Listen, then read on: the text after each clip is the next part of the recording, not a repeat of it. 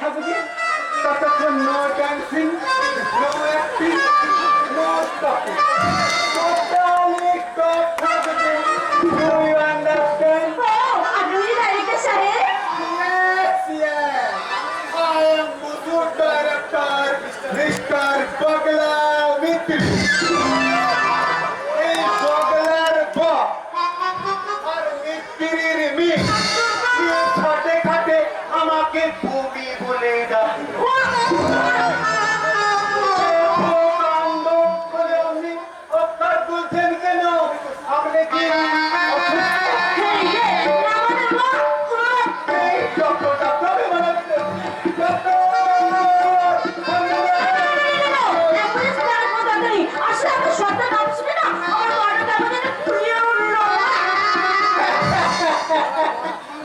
আমার মতো চ্যানেলে ডাইরেক্টরের নাম শুনলে না এই কত বড় বড় হিরোইনরা জিৎ, কোয়েল, শ্রাবন্তিকা, স্বস্তিকা এদেরও ভয়ে গা গুলিয়ে যায়। আপনাকে তো আজ ফ্লোরে প্রথম দেখলাম। আমার নাম মিস চাইনা চাকি। ওই আপনার স্ক্রিন টেস্ট গানে আমি আপনাকে কিছু বলতে পারছি। হ্যাঁ, এক মিনিট।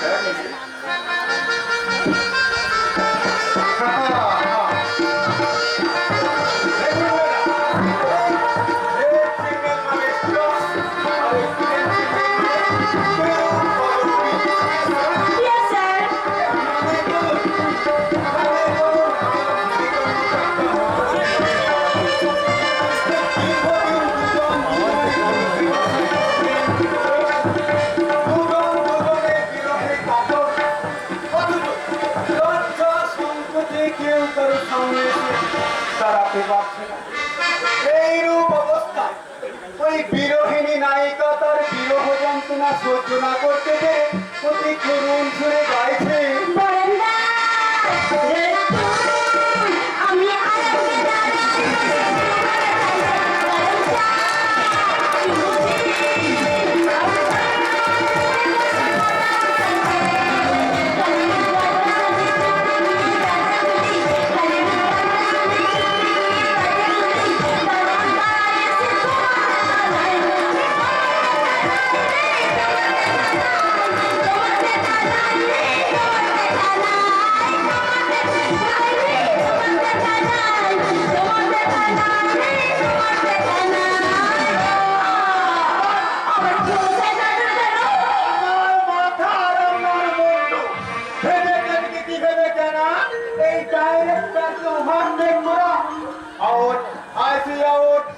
আমি আপনাকে আমার ছেলেদের হিরোইন বানাতে পারবো না।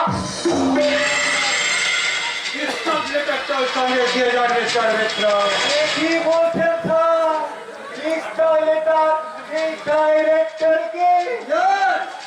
আমি ছবির প্রডিউসার, প্রয়োজন হলে আমি ডাইরেক্টর, মিউজিক ডাইরেক্টর, অ্যানিমাল পার্সনকে ছাঁটাই করে দিতে পারি, কিন্তু এই চাইনা চাইনিকে তো কোনোভাবে ছাঁটাই করা যাবে না।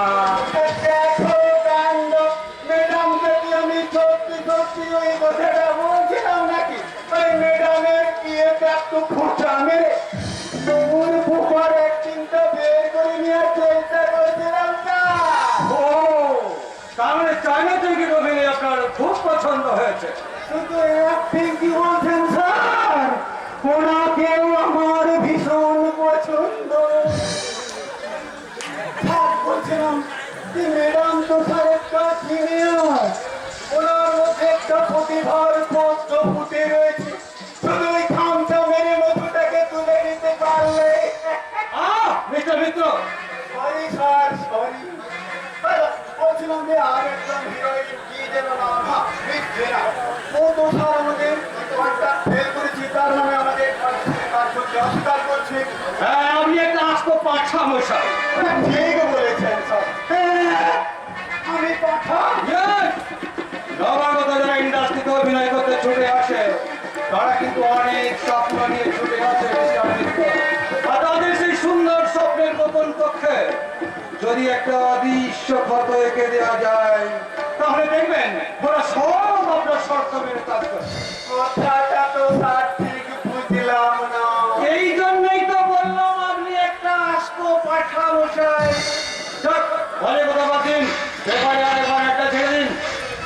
ওকে স্যার, সুবর্ণ সুযোগ, সুবর্ণ সুযোগ, সুবর্ণ সুযোগ। সুন্দরম এন্টারপ্রাইজে ধর্মমূলক বাংলা ছবির জন্য নবাগতা, সুশ্রী, শিক্ষিতা, অবিবাহিতা নায়িকার প্রয়োজন। 15 থেকে 25 বছরের মধ্যে নৃত্য গীতে অভিজ্ঞ অবিবাহিতা বলে আপনারা কেউ আছেন নাকি? এই 15 থেকে 25 বছরের মধ্যে তাহলে 70 যোগাযোগ করুন আমাদের এই সুন্দরম এন্টারপ্রাইজে। ভাই, দাস, কাজ শেষ।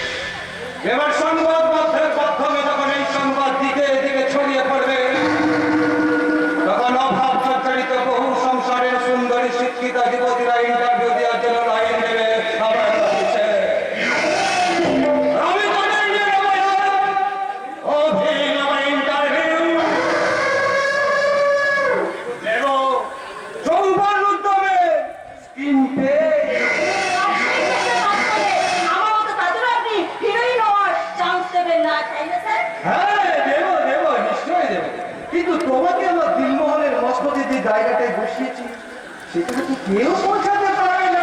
জানি না, আমার রূপ আপনাকে কতখানি খুশি করতে পারবে, আমার যৌবন মেটাতে পারবে।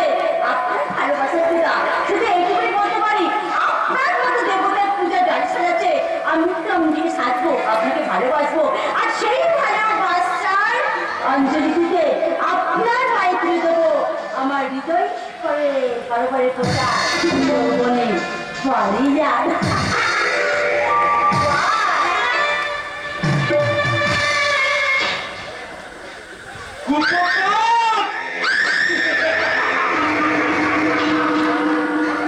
মাত্র একটা টোপে মেয়েটা কেমন কুপকার সে জাতি উঠল। এমনি ভাবে অনেক চায়না ময়না সাহারা দেওয়ালে লোহের টোপে ফেলে আমার কামনার বর্ষিতে গেছে খেলাবো।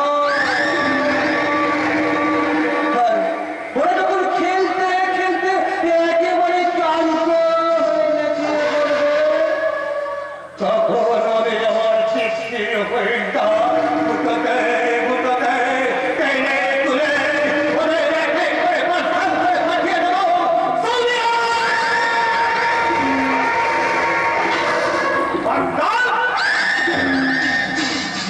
ইসরাইল।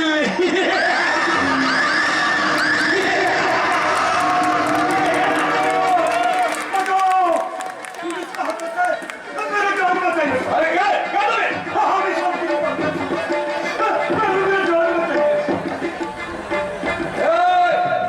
तुम्हें মেন গেটটা বন্ধ করে দে তো। আরে পুলিশ তো কোন দূরের কথা, একটা মাঝি পর্যন্ত এখানে প্রবেশ করতে পারবে না, কিন্তু আমার মনে যেটা কিছুতেই অপেন যে তুমি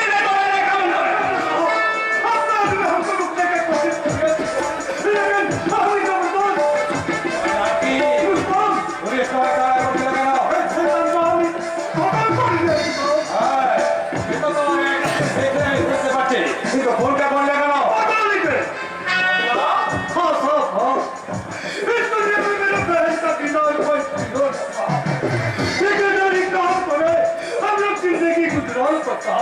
लेकिन वो सुपरवाइजर ছিল वो बहुत भालो मिया मेरा बहन का उठाना जला का तो उल्टा सीधा भाग করে গাড়ি दिखातो হ্যাঁ, তাতো তাতো एक रोड और साला मेरा बहन को उठा दिया करे साहब বুঝতো? मेरे को भी बहुत पता लगा इसको लेकिन कहीं उसका पता হ্যাঁ, বুঝতো?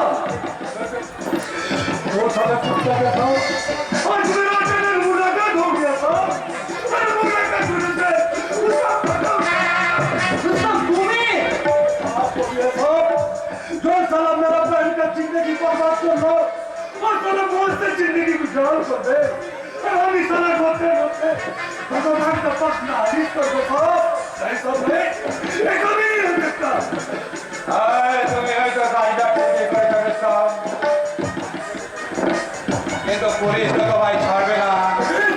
আরে ভয় পাবার কিছু নেই, ভয় পাবার কিছু নেই। পুলিশের হাত থেকে আমি তোমাকে বাঁচাবো আর তার সাথে তোমাকে একটা চাকরি দেবো।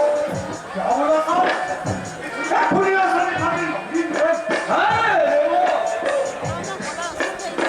এই পুলিশের